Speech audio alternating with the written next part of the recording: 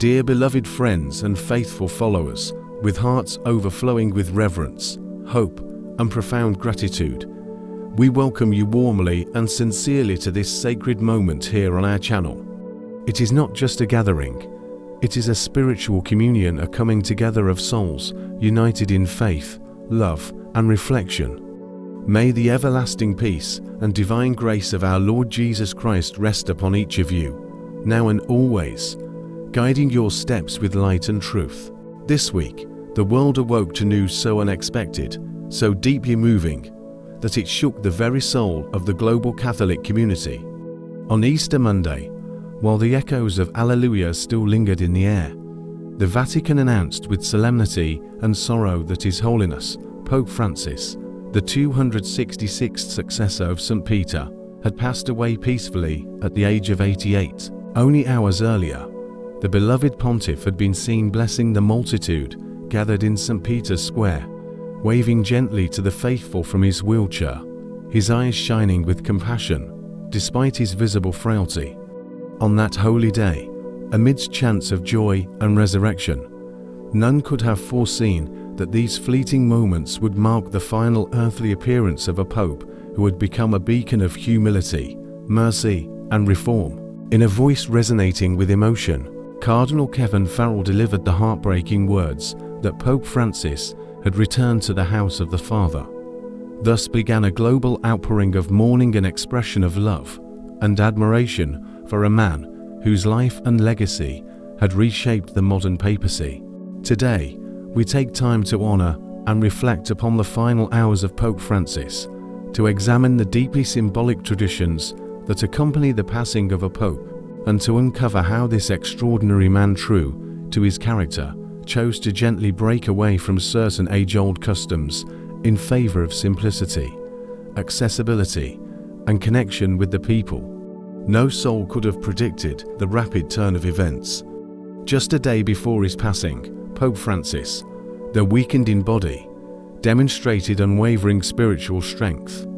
He sat humbly as an aide read aloud his Easter message, a plea from the heart for peace in war-torn regions like Gaza and Ukraine, and a cry against the great thirst for death plaguing our world.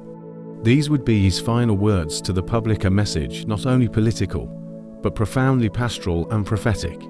At precisely 7:35 a.m. on Easter Monday, within the hallowed walls of the Vatican, his earthly journey ended. The man who had led the Church through a transformative 11-year papacy into eternal rest. Behind the scenes, the Pope's health had been quietly deteriorating. Since February, he had been battling pneumonia in both lungs, a condition made more dire by a previous surgery in his youth in Argentina, where a portion of his lung had been removed. And yet, despite this hidden suffering, he chose to appear for one final Easter Mass, embodying the selfless pastoral spirit that defined his life. In the moments that followed the announcement of his death, scenes of raw grief unfolded across Rome. BBC correspondent David Giglione reported witnessing men and women rushing towards St. Peter's Square, tears streaming down their faces, hands joined in prayer, as the bells of the basilica tolled a slow, mournful dirge. Born Jorge Mario Bergoglio in Buenos Aires, the son of Italian immigrants escaping fascism, his path to the papacy was unlike any other. Before he donned the white cassock, he was a young man who had worked as a nightclub bouncer and chemical technician, experiences that gave him a deep sense of empathy and realism. Eventually joining the Jesuits, he rose through the Church's ranks with a gentle tenacity and became the first non-European pope in nearly 1,300 years, the first from the Americas, and the first Jesuit to ever lead the Universal Church. During his time as Pope, Francis redefined the role with unprecedented humility. He chose not to reside in the Grand Apostolic Palace, but in the modest course of Santa Marta, a Vatican guest house. He embraced the disfigured, washed the feet of prisoners, and became an unrelenting advocate for the poor, the marginalized, and the environment. His Easter message, his last public blessing, was a poetic summation of his life's work, a call for compassion, justice, and the dignity of every human soul. With his passing, a sacred and centuries-old ritual unfolds. The death of a pope initiates a sequence of solemn, traditional steps that date back to the Middle Ages. The Camerlengo currently Cardinal Kevin Farrell first verifies the pontiff's death by calling him by his baptismal name 3 times. When no answer is returned, the world is officially told the Pope has died. In a poignant act of symbolism, the fisherman's ring, the seal of papal authority, is destroyed. The Pope's body is then traditionally embalmed within 24 hours and displayed on a catafalque, a raised platform, for the public to pay their respects within St. Peter's Basilica. But Pope Francis, in keeping with the humility that marked his entire papacy, chose a different path. But Pope Francis, true to the spirit that defined his papacy, once again chose a different path. From the earliest years of his pontificate, he had made it quietly known that when the Lord called him home, he did not wish for a lavish farewell or a final rest in the traditional papal tombs beneath St. Peter's Basilica. Instead, he expressed a desire for a humble burial, close to the ordinary people, those he had served, uplifted, and defended throughout his life. It is believed that, according to his spiritual testament, his funeral will be marked by simplicity, not opulence. A quiet yet profoundly sacred ceremony, drawing the faithful from every corner of the globe, regardless of wealth, race, or religion.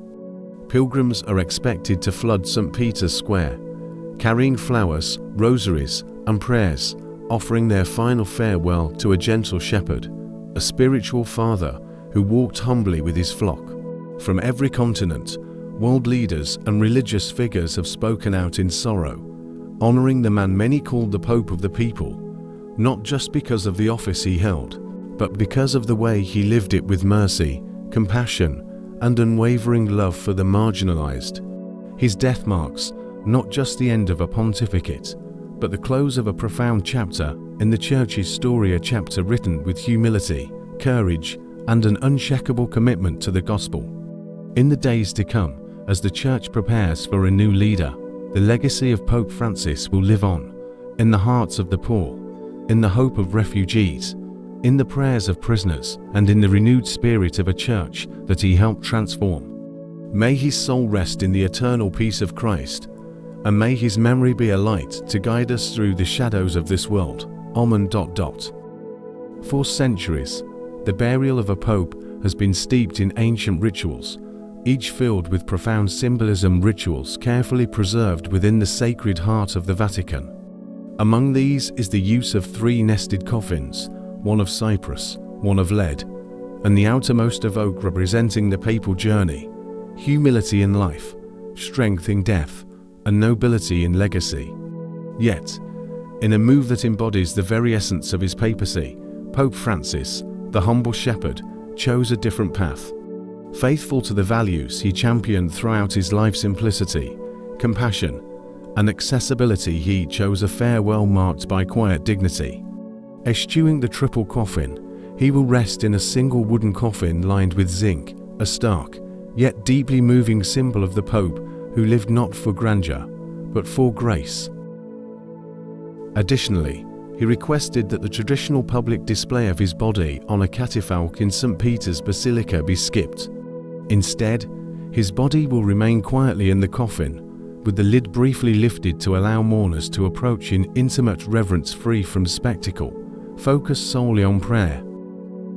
Perhaps the most poignant departure from tradition is where Pope Francis chose to be laid to rest. Rather than in the revered Vatican grotto beneath St. Peter's, where so many of his predecessors lie, Francis will be interred in the Basilica of St. Mary Major, a deeply significant and beloved site in the heart of Rome. This basilica, a place he held dear throughout his papacy, is where he prayed before and after every apostolic journey. By choosing this location, he remained spiritually close to the people, as accessible in death as he was in life. It is his final act of humility and devotion both to the Virgin Mary, whom he loved so dearly, and to the faithful he served tirelessly. As the world received the sorrowful news of his passing, an outpouring of tributes poured in from all walks of life. Religious leaders, heads of state, the forgotten, the poor, and everyday believers who felt deeply seen and loved by this extraordinary man.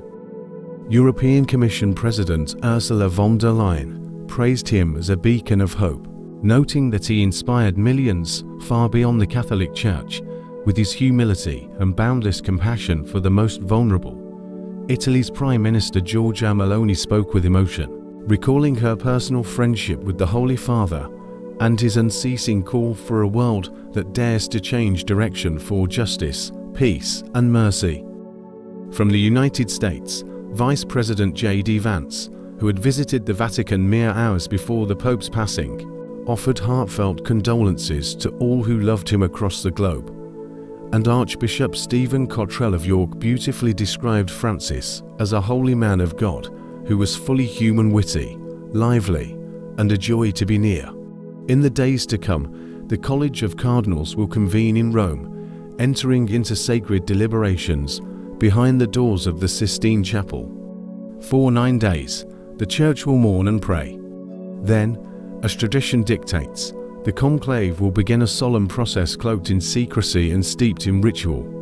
The cardinals, bound by divine duty, will seek guidance in electing the next spiritual leader of 1.3 billion Catholics. When the moment arrives, and white smoke ascends into the Roman sky, the world will hear once more, Habemus Popum, we have a pope. The new pontiff will inherit not only the keys of St. Peter, but also the tremendous responsibility of walking in the path laid by Pope Francis, a path of humility, of justice, of listening to the cries of the suffering and the silent prayers of the poor. Francis's passing during this sacred Easter season, amid a Jubilee year filled with pilgrimage and penance, gives this transition an even deeper spiritual resonance.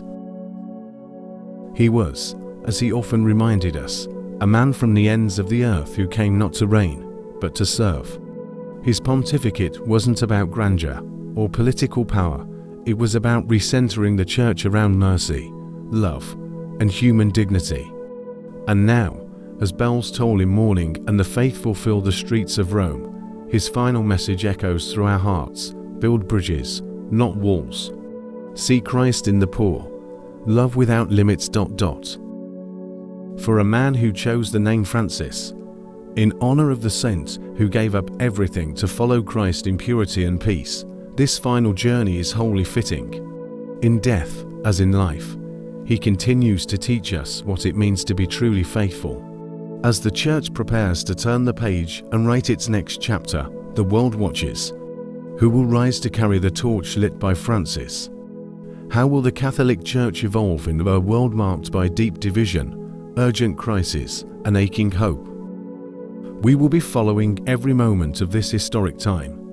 From the Pope's funeral rites to the unfolding of the conclave, our channel will bring you exclusive insights, expert commentary, and emotional on-the-ground reports from Vatican City. If this story has touched you, if Pope Francis inspired you in any way, subscribe now so you don't miss a moment. Like, comment, and share to help others reflect on this extraordinary moment in the life of the Church and in human history. And for our members, we offer even more: behind-the-scenes access, in-depth interviews with Vatican insiders, and deep dives into the traditions that shape this sacred transition. Just click the join button to support our mission of telling stories that matter. Thank you for being with us. We are Storybox, reporting from Vatican City. May peace be with you.